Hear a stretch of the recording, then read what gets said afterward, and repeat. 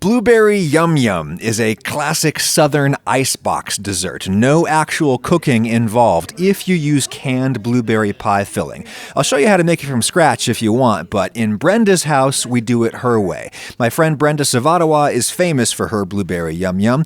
Today, she's showing her son Chris how to do it, and we get to learn too. Step 1, melt a stick and a half of butter. That's 6 ounces, 170 grams. And while I'm melting that, why don't you go ahead and measure 3 cups of graham cracker crumbs. She's using the pre-pulverized crumbs, but you could get the same quantity by smashing about 20 of those big rectangular graham crackers, like 250 grams. If you smash them yourself, you can get a coarser consistency that I usually prefer, but again, Brenda's house. I use it because it's easy. Easy. Sweeten those up with a 1/4 cup of sugar, 50 grams, then pour in all the melted butter. All right, mix that up good. This is maybe a little more butter than you'd normally use to bind a graham cracker pie crust, but remember, we're not baking this, so we're not going to rely on the starch and sugar to set into a structural matrix. We're simply relying on the butter to congeal in the fridge and hold this stuff solid.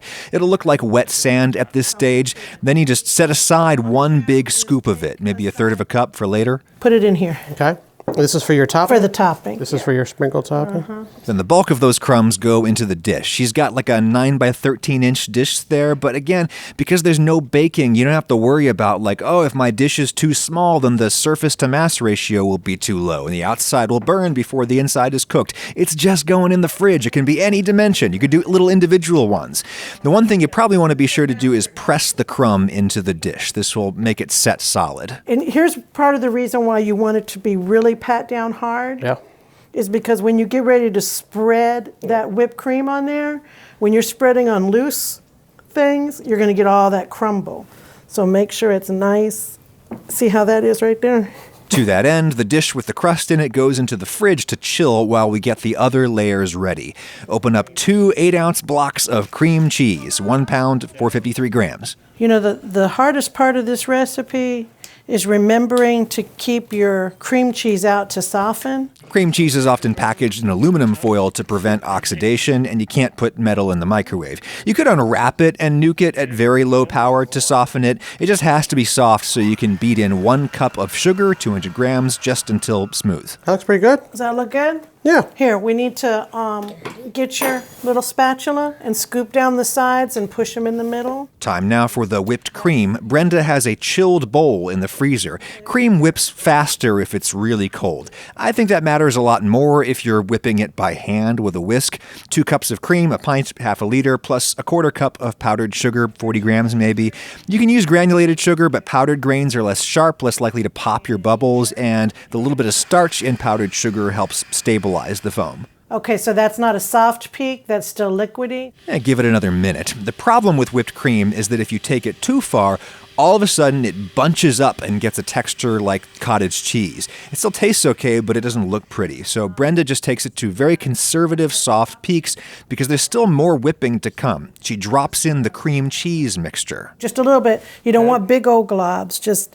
Smaller globes? Yeah. She's just trying to get this integrated while deflating the foam as little as possible. So first she kind of folds the globs into the cream with a spatula and then back in with a beater. For just a brief minute, we're going to ensure that everything is mixed up together because we don't want to beat the whipped cream down. And there you go, nice and smooth, though the detached beater has attracted the attention of a 3rd generation in the room. Is it yum? Here, take the whole thing.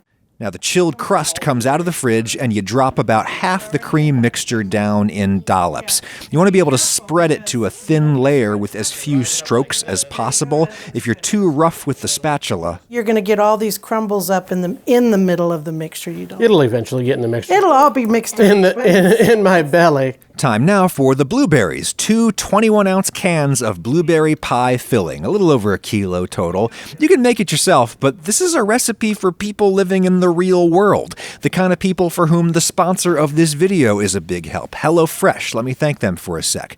HelloFresh is America's #1 meal kit, and I love it. Me, a guy who kind of knows how to cook. I love not having to worry about coming up with a recipe and shopping for it every night of the week. HelloFresh consistently constantly sends me very tasty, very efficient recipes that get us a ton of flavor and good nutrition in like 20 or 30 minutes of cooking. Because the ingredients come pre-portioned, there's hardly any food waste. Look at the tiny cucumber. It's more sustainable this way, and I love getting to try new ingredients without having to buy a whole big thing of it that'll just sit in my pantry. Pearl couscous there, throw in the chicken. You don't have to get meat meals. You can get veggie plans, low-cal, lots of plans, and you can switch between them, or you can pause deliveries if you need a break. Go to HelloFresh.com and use code AdamRagusia12 to get 12 free meals, including free shipping. My link and code are in the description. 12 free meals with my code AdamRagusia12. Thank you, HelloFresh. Now, if you did want to make your pie filling yourself, maybe because you have fresh-picked blueberries, here's how I would do it.